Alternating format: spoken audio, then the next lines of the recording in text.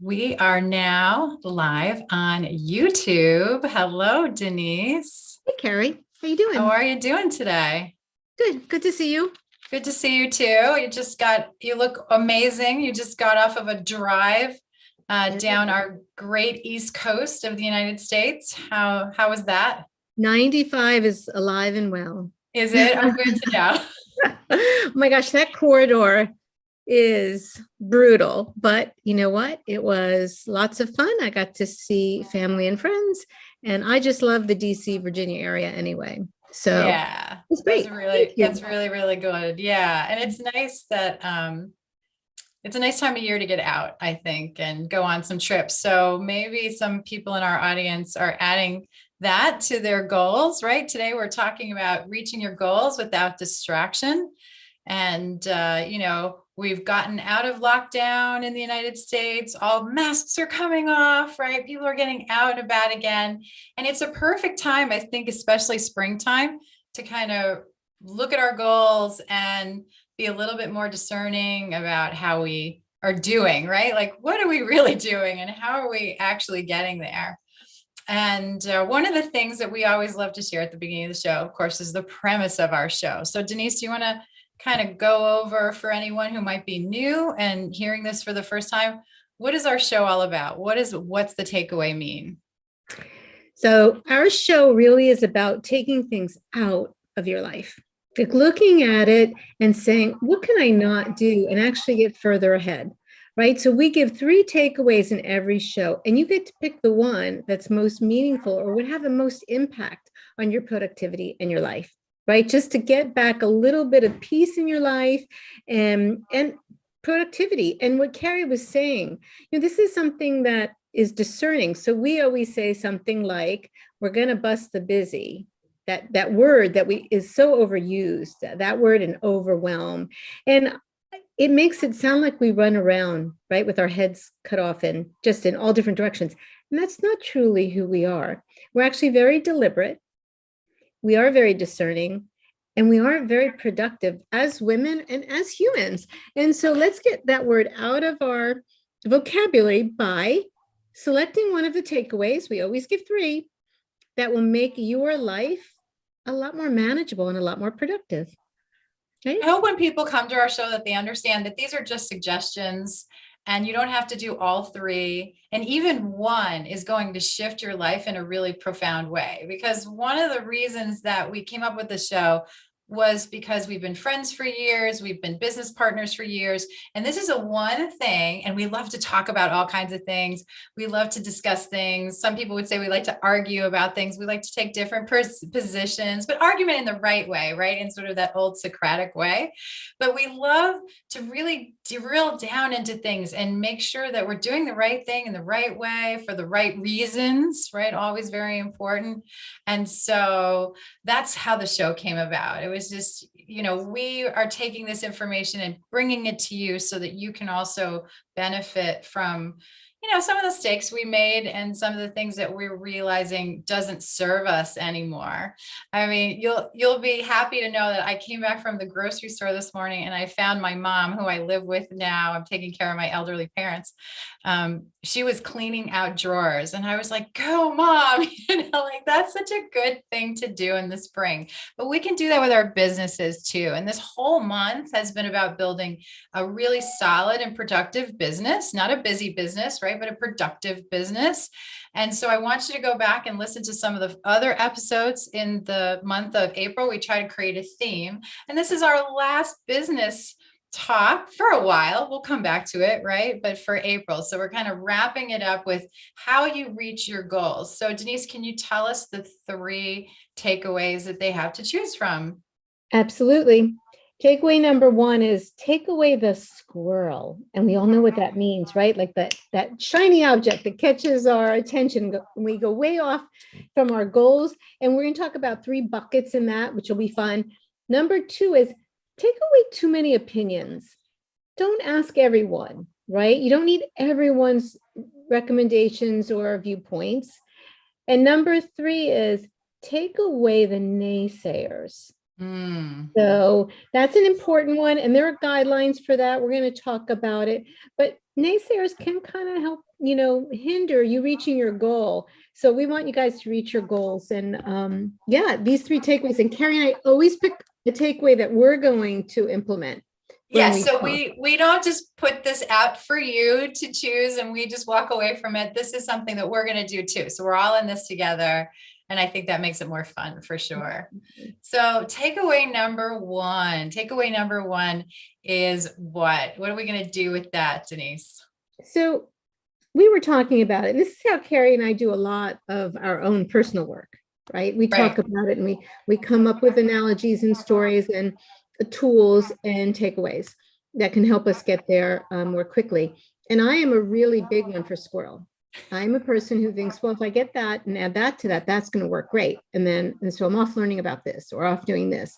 And actually the distractions really can cause us to lose hours of productivity, right? Hours and hours. Sometimes days. Well, and they add up to days. Right. Yeah. And so when you're thinking of your goal, distractions can sidetrack you so very easily. And so already we have to make sure that we know we're not bringing things in that really aren't going to add up to what our final and our real interest is, what we need to do, how we need to move things forward. And as businesswomen, we set our goals all the time and we look at them and we rework them, but you have to give yourself a set amount of time. So there's one guy I absolutely love, Brendon Burchard. I love him. He has little golden nuggets of information, and he says to break up your day. And he says 5 by 50.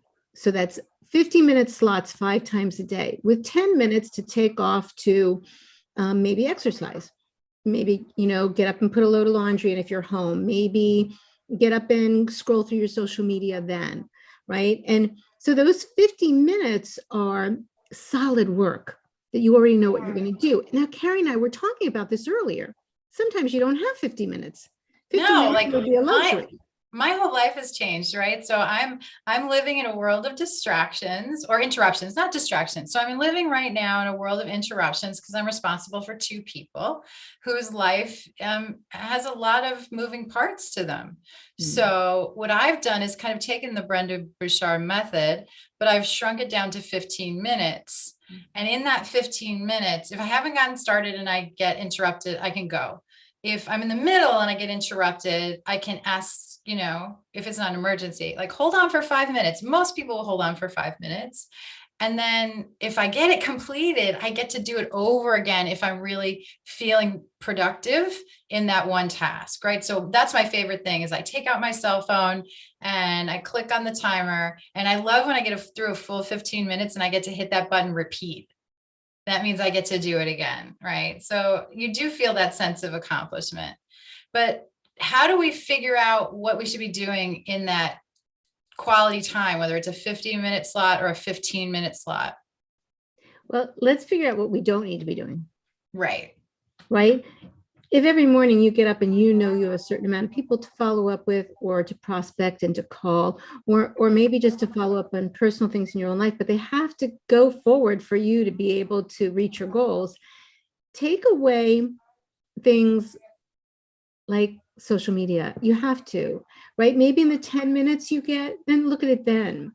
But if you go down that rabbit hole and you think, oh, it's only one day, it's not one day. It's not 1 hour. It's really pulling you back and you can't afford to do that. So things like laundry, dishes, if you're working at home, and a lot of people are now, right? Maybe you have children and, that's not a distraction, but that's something that you need to pay attention to. So we call that a bucket, right, Denise? So everybody should have buckets. And I think that makes it a little bit easier to decide, should I do this? Shouldn't I do this? Do I take this phone call? Do I look at that? Do I listen to that? Do I read that? All of those things. So we came up with a number 3. And if you disagree with 3, please put it in the comments section because we want to know how you organize your life too. We kind of like the number 3. We talk a lot about 3s. But we're going to have these 3 buckets. Now, for me, the buckets right now are, of course, bucket number 1 is taking care of my parents. Bucket number 2 is taking care of my business, right? And bucket number 3 is actually taking care of me, like self-care, personal growth, my spiritual growth. So those are the 3 that I've chosen. Do you want to share your buckets or how you've done Yeah, that? well, mine are really similar too, right? It's my family and my mother, because that extends to her too. It's work for sure. And it's we're looking to move out of this house and move on. Well, that work has to get done. And Right. so that's a big bucket for me right now, of making sure I have the time to what needs to be allowed for that, so that we can all move to the next step in that part of our life. So I love the 3 buckets, because if it's really not in one of those buckets, it doesn't really need to be done right now, does it? No, and I have to say, when we were getting ready for this call, I hope this is okay to say, but you had a squirrel come up in your life, right? You just told me, you said, guess what? Someone asked me out to lunch on Friday. Now, for those of you who are in sales, Friday happens to be the last day of the month. And usually there's a lot of work that goes into that kind of wrapping up a sales cycle, right? So usually those of us who are in sales, that's not the day that we go out for lunch, right? So the first thing that kind of comes into your head is, does this fit in a bucket? Now it may be, and maybe that going out to lunch with that person does move your business forward, and then that would be the right thing to do. I don't know, you have to decide, but I thought it was fascinating that you had one of these things that was such a great example that came up right before the show. And what I decided is, what actually would move my bucket forward is for me to work out and keep my scheduled workout, because that works on me. And I need to do that to have the energy and the willpower, the go power, not the Right. willpower. And so I very politely declined lunch and said, can we schedule it for the beginning of the month? Yeah. Yeah, because it didn't work at that particular time. Now, you're right, Carrie. If it was a customer who was needing advice or product, or maybe it was a prospect, I might have made a different decision, but didn't fit in that bucket. Right. But you have to have those buckets, like literally physically, I think, in view to make those hard cuts. Now, forming those buckets can sometimes be hard because we hear a lot of opinions about what we should be doing, right? That's another one of our takeaways today, is to remove the multitude of opinions. And I have to say, when I want you to think about opinions, it's not just the opinions from the people that we know or we associate with, right? It's all the opinions in newspapers and news feeds, on television, on YouTube, like, all the voices that we hear, right? Obviously, they're real voices, they're not made up voices, but we hear a lot of opinions in a day. I think more than anyone has ever heard in history before. And so what's your method? What's your method of saying, this is someone that I'm going to sit down, step back, take a look at, and this is a voice that I'm going to politely acknowledge, right? Because we're never rude or we're never argumentative. We don't want to be belligerent, but the idea is no, or not now, or not right now, or so how do you manage that? So I think there are people in my life that are my confidants, that when I have a question, I'm a little, on the fence, and I really want to get clarity, I go to. And that's 1 or 2 people. It sounds to me almost like a board of trustees, and probably that's why corporations have them, right? And I love that word trustee. It's like you're trusting your life to a group of very, very special people who have proven time after time to either have a particular expertise, right? But also they have that responsibility, they have that follow through that I think really makes them different from other people in your life. And your best interest. You need that. So we were talking earlier again, and I said I had gotten a message on Facebook. It was someone who said, oh, I'm so sorry that you kind of like fell for MLMs. And I thought that was so interesting. And I just said, oh no, I love what I do. I'm sorry that you might have been hurt by something, because that was her opinion. Right. Probably based on an experience. I think people always give their opinions based on their experiences. And so some are good and some are bad. But we have to be, again, discerning and very clear what we're actually going to let in to our process. Yeah. And I have to say personally, that kind of runs into my entire career because the third takeaway is a big one for me, which is take away the naysayers, right? So as much as our second takeaway is just finding the right voices, right? The right opinions to drive your three buckets forward, and then, taking away the rest. This is really about what happens when you have those people who surround you who are naysaying, who are really saying your idea isn't going to work, your business isn't going to be successful. Sort of like that call that you took, or that message that you received regarding network marketing, right? Which is the backbone of our business. And we've both been extremely successful.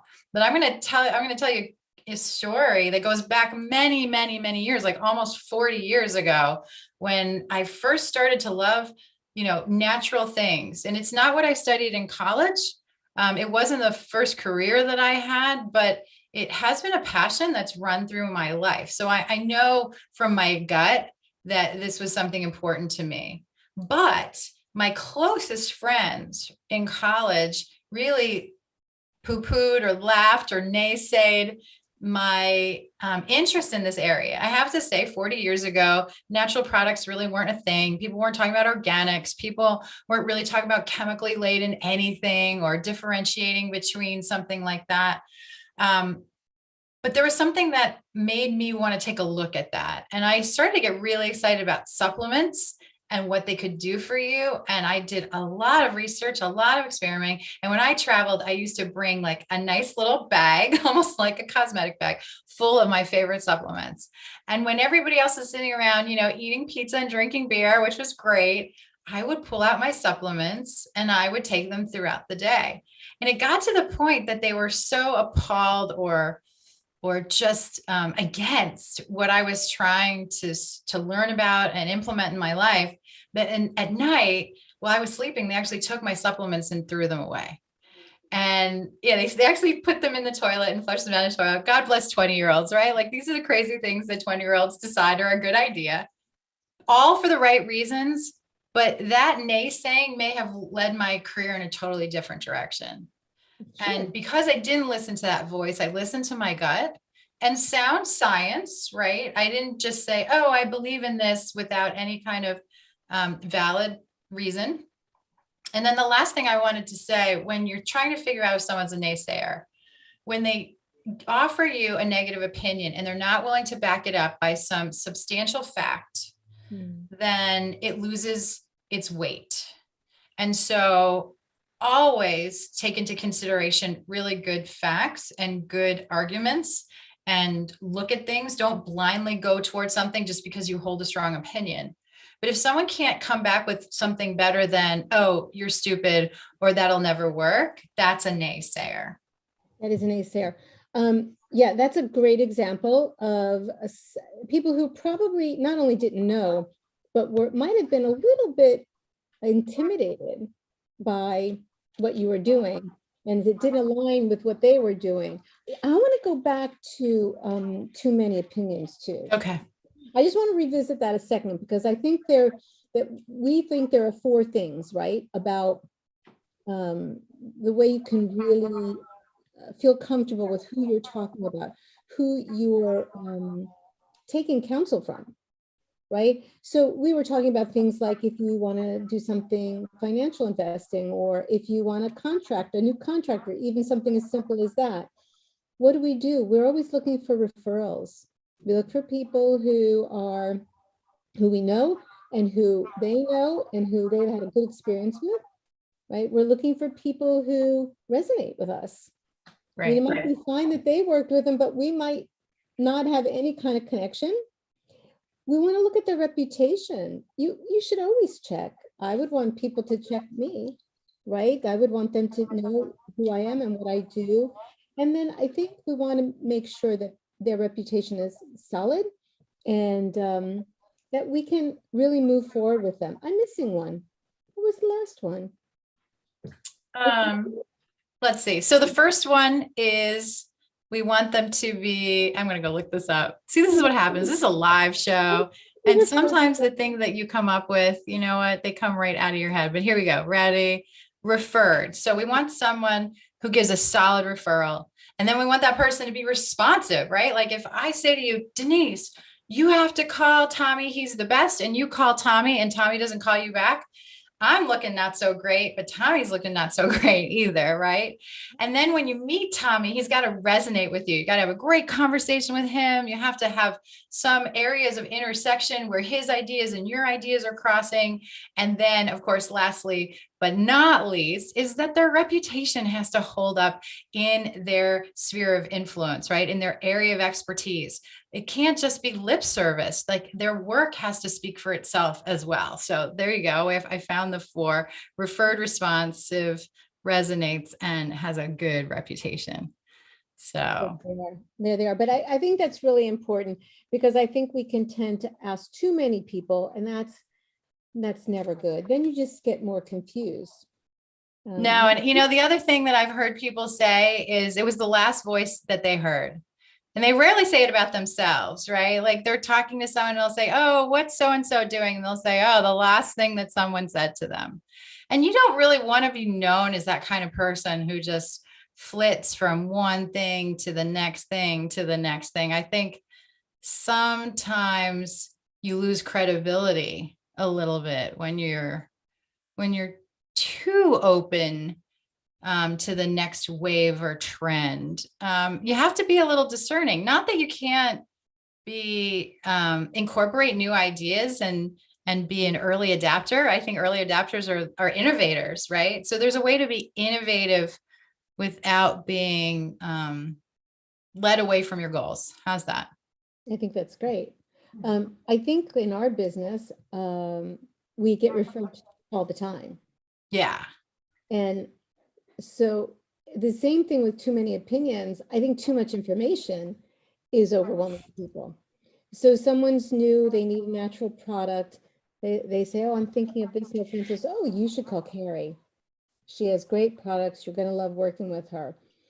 The woman contacts Carrie, calls back, right? Has a great conversation with them, really finds out what's important to them, and then stops. And then stops talking, right? You need something for your digestion. Here you go. You need something to sleep. Here you go. You need something to get over that nasty runny nose. Here you go. And then guess what? That's it. That's all. You're done, right? Less is so much more. Less is so much more. It's really important that we don't overwhelm people, and we don't let people overwhelm us with all their opinions. Right. Oh, for sure. So I do like these takeaways. I think they're really important. When I think of, my business, I think the number one for me is squirrel, of course. And so keeping things aligned in those three buckets and what's most important, because that's what I established. I established those goals and those buckets. So I can be a little flexible, but at the end of the day, if I'm not putting in the time that I need to put into those buckets, not as much moves forward, and we lose time and we lose momentum. It's one of the things, we didn't talk about this, but it's one of the things I think about when I'm away. Like I was away for a week. I was away, but I didn't stop working. I also didn't work the whole time.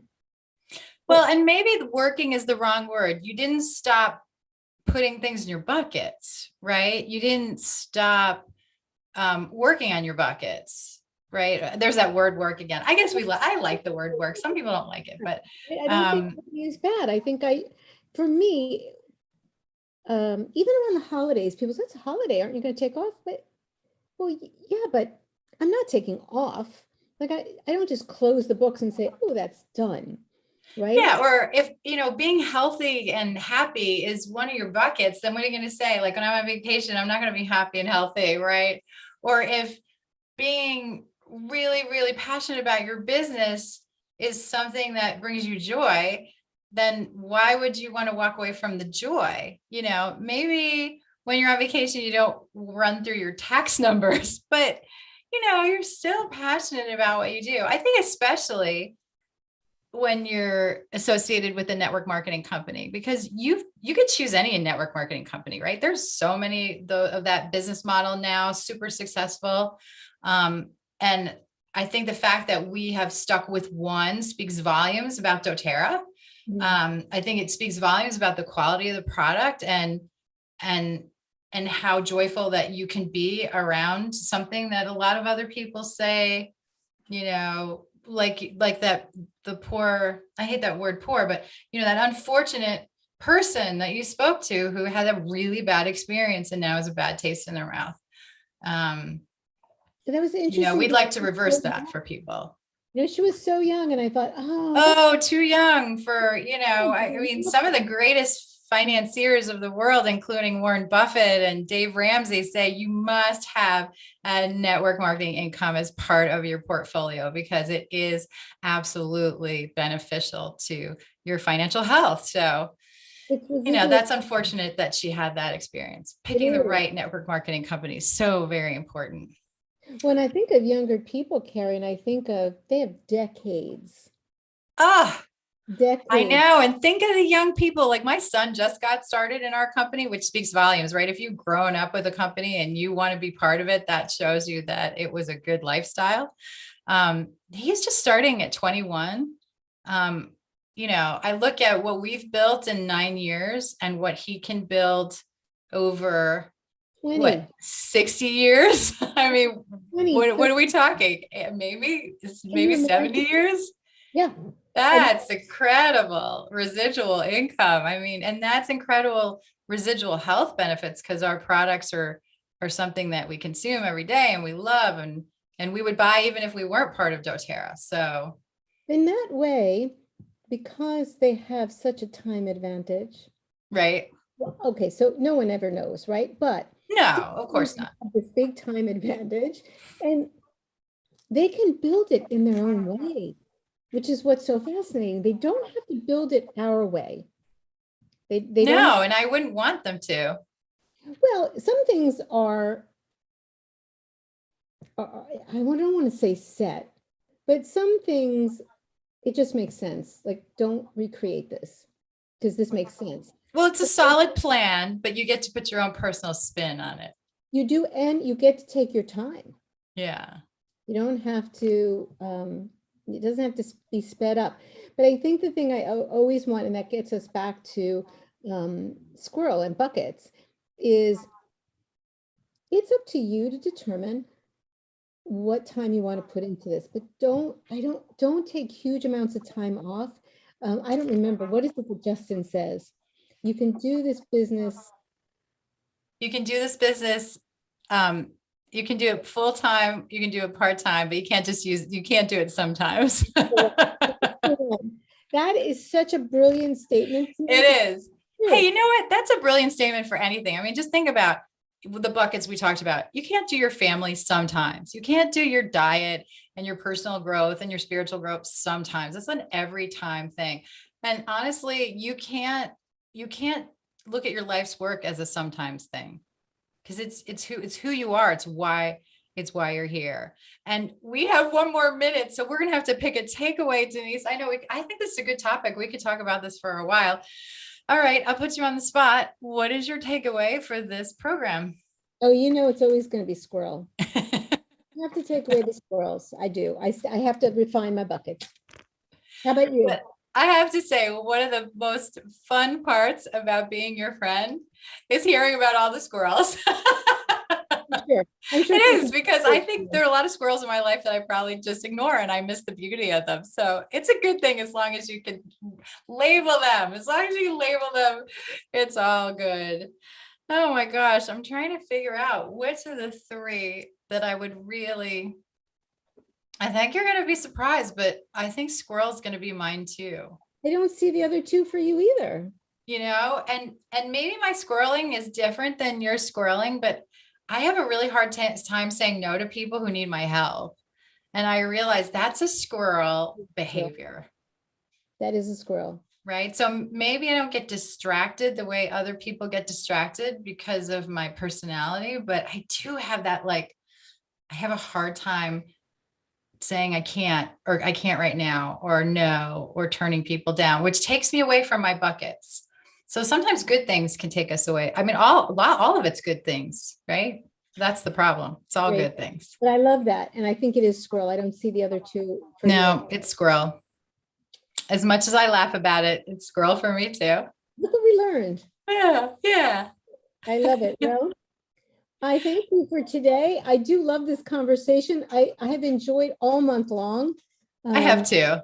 Yeah, the takeaways were really great. If you haven't watched this business series this month, please do. And comment. Let us know what you think. Excellent. Yeah, because we want to have some conversations with our audience as we build this brand new program, and let us know what you think about it. We'll see you next week. Bye.